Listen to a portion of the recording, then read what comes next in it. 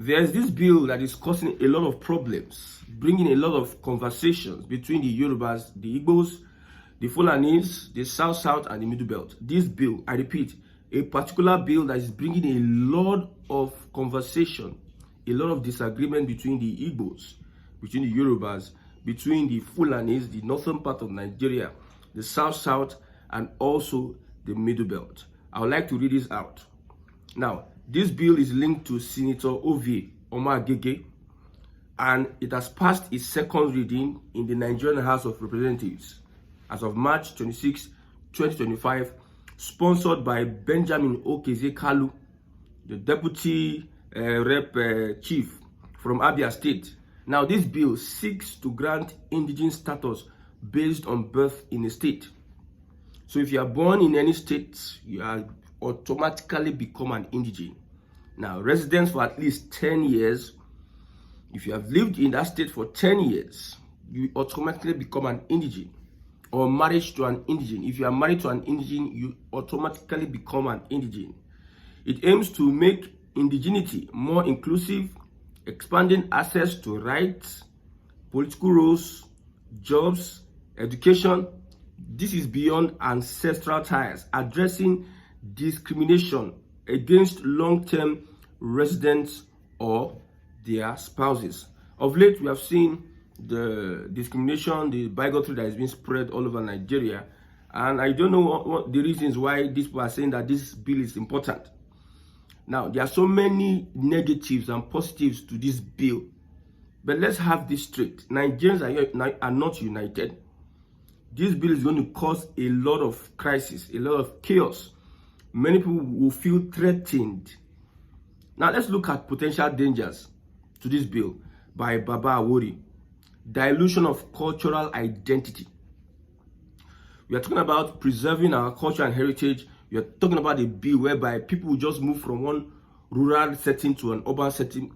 And because most people, the unequal positioning of Nigeria, there's some states that are vibrant, there's some states that are not vibrant. So people will tend to want to leave their own state of origin, suspend their culture and heritage because they love another one. They will leave their own and go and say, let me live here 10 years. Automatically now, and I'll become an indigene of that particular society. Cultural dilution of cultural identity.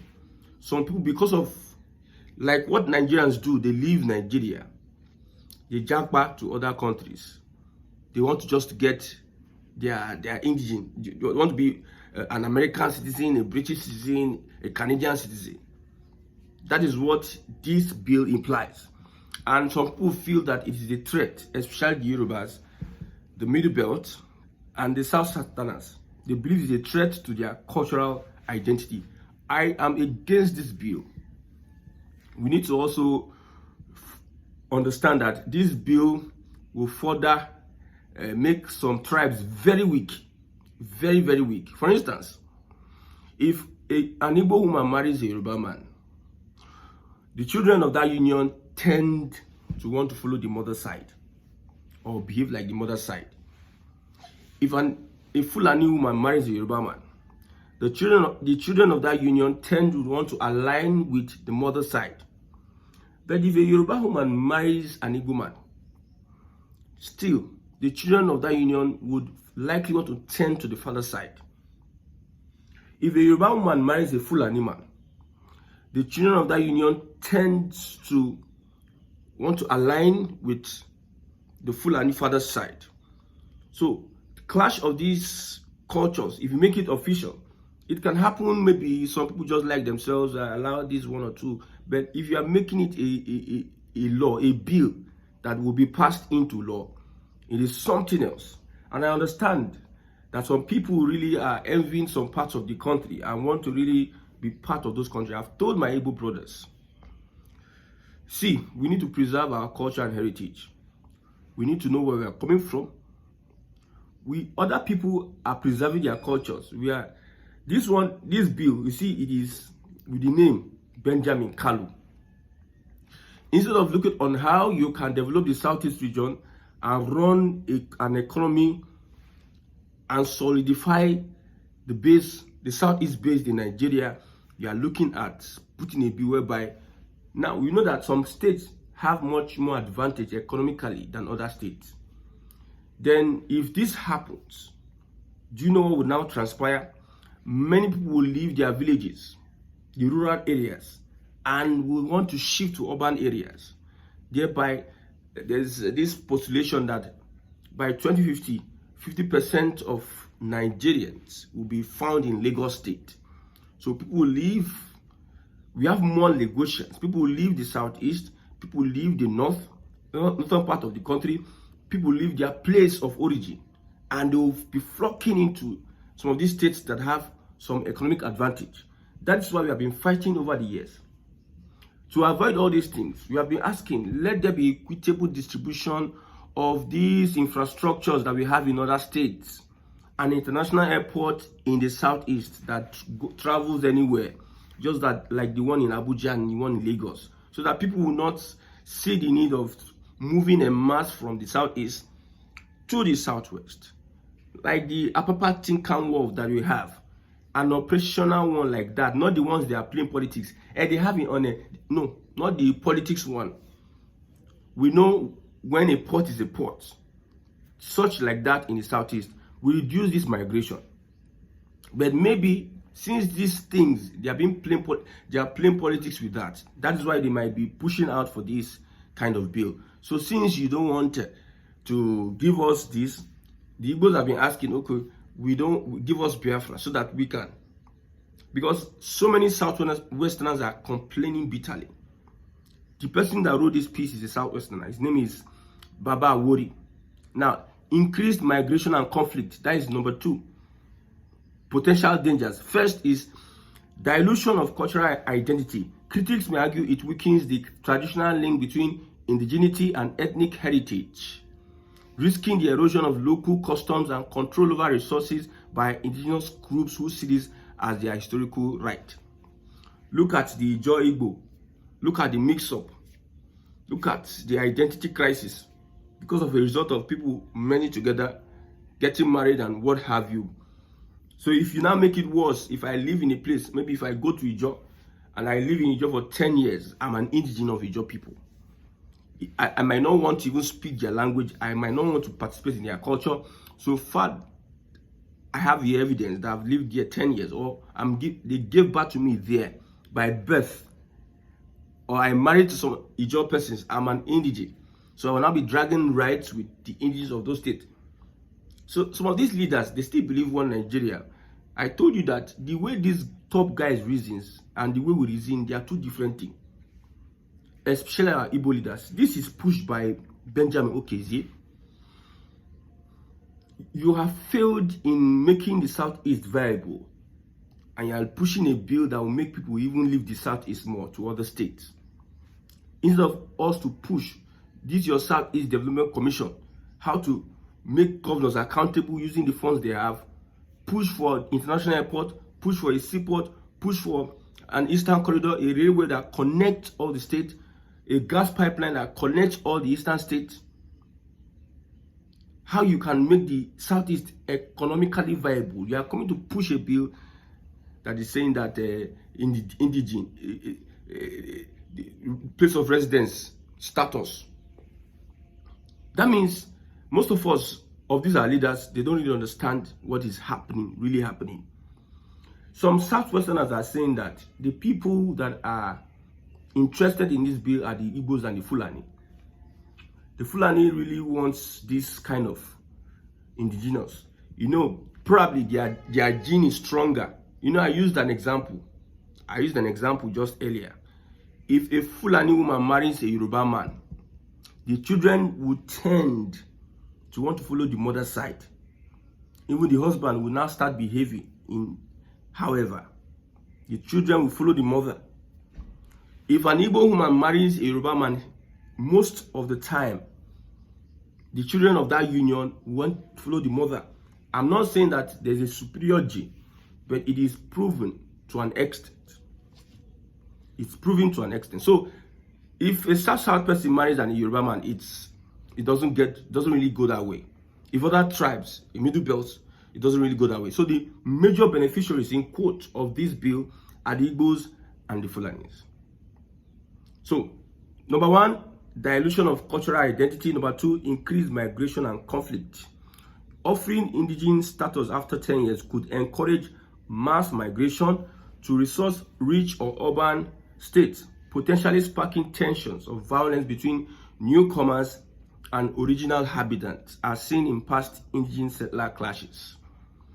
So it will push a lot of people from the rural areas to the urban areas, whereby like Lagos, like Port Harcourt, like Kano, like Abuja, and some other states.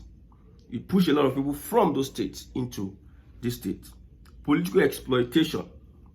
Mind you, I said it before, giving back to somebody in a place does not necessarily mean that the person will love to identify with the culture of that place. A person staying 10 years in a place does not necessarily mean that the person who stays 10 years in that place love the people or love the culture of the people.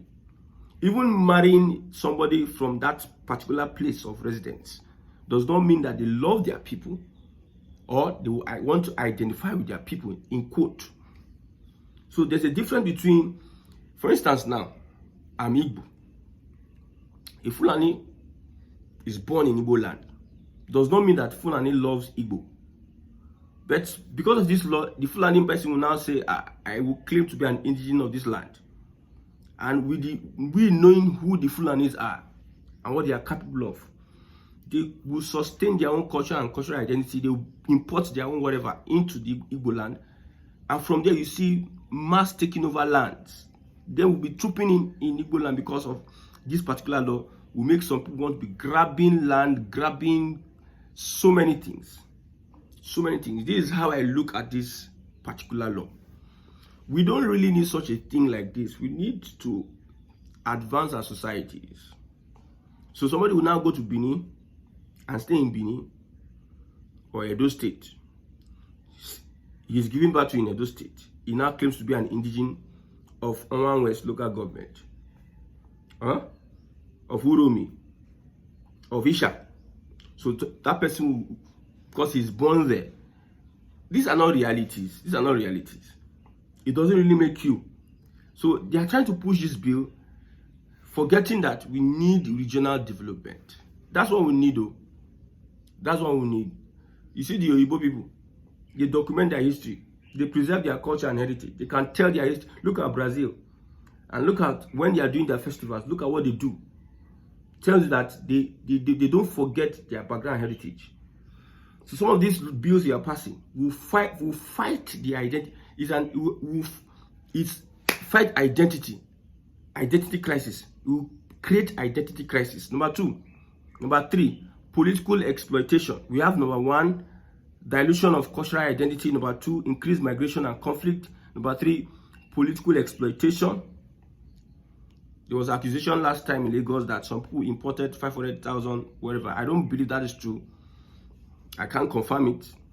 So people can easily want to take over a civilization by bringing themselves into that civilization for a long period of time. 4, security risk. Security risk. Regions with ethnic and religious strife. Fulani herdsmen disputes. Thank God this person put the Fulani herdsmen dispute. It could cause security risks. If you allow these guys, especially the Fulani, see, and the Igbos are not even the problem, because what all these things Benjamin Kalu is saying, most of us, we do not even look at it or support it. An average Igbo man wants out, wants Biafra, an average Igbo man. It is the elites that are enjoying the Nigerian thing, that they are the ones, you can see there's a disconnect the people have with the elites and their allies. The people, there's a disconnect they have with their elite and their allies. I want a country that will benefit the people. This one is just to pacify themselves. An average Igbo man does not want to dominate somebody's land. If you see an Igbo man in your land, he wants to do business and make it. He's not there to dominate your lands or anything. If there's a Biafra today, you'll be surprised how many Igbos will be willing to leave some of these their investments for the meantime and go and identify with a country called Biafra. And they'll be even very, very happy to be called foreigners when they even have their Biafra. It is the Fulani that doesn't want that. The Fulani wants to grab the land and impoverish and dominate the people there. Igbos, whatever Zeke was doing, I've said it, whatever Zeke or Aginos were doing, they're doing because of their own selfish interests. It does not represent the larger Igbo people. If you give the Igbo people port, or there's an airport, or facilities are being built without all these analysts that are going up and down saying that the Eastern Corridor or they have a gas pipeline that they connect to Eastern states, the transparency, we will see it. If you have all these things, Igbo youths, Igbo graduates will want to go back to their state and run the society. But the Fulani have everything. But still, they want to go to other people's land. They have everything. They are in the government, they are connected, they are in the military, they are NNPC, see them, wherever, everywhere you just see them, they are there. But yet, they still want to grab people's land. The Igbos are not like that. The reason why I see this migration is because of the less opportunities you find in the southeast and the concentration of the federal government in Lagos. That's why I see Igbos go where opportunities are. Create the same opportunities in the southeast. Then you see, you understand that Igbo people are not dominant. Igbo people are not supporting Benjamin Kalu. He's doing that on his own. I've told my Igbo brothers, Lagos is you can't leave your place. You can't leave your culture and heritage, your identity as a people. You have not advanced it. You have not solidified it. You're not sure that the next generation will be able to identify themselves with what you have left on ground. We are talking about going to become indigene in another person's land. How can you develop your cultural identity in another person's land more than your own land? Why not focus on your own land? So this bill for me is just another avenue for clashes, for banter online and everything. I don't think this bill is going to pass. Now, ambiguity and abuse, victims, continued residence or marriage duration could lead to inconsistent application, corruption, and legal disputes over who qualifies, especially without clear safeguards. While the bill promotes inclusion, its broad criteria could destabilize Nigeria's delicate ethnic and regional balance, potentially trading one form of exclusion for new conflict or power struggles. Please kill this bill immediately. The initial person that initiated this bill is Omar Gege. Now, the current sponsor is the deputy leader of the House of Rep, that is Benjamin. I don't like calling them honorable. Benjamin Okezie Kalu. It's going to further lead to a big ethnic crisis, resistance upon resistance, if this bill is passed. But I trust the Tinubu government. I trust the Tinubu government. Yoruba leaders will have been speaking to the president now. They will have been talking to the president. Look at the disadvantages of this bill. The Yoruba race is under threat. Lagos is threatened by this bill. Baba, do not allow this bill move. If this bill move, Lagos is threatened, especially Lagos.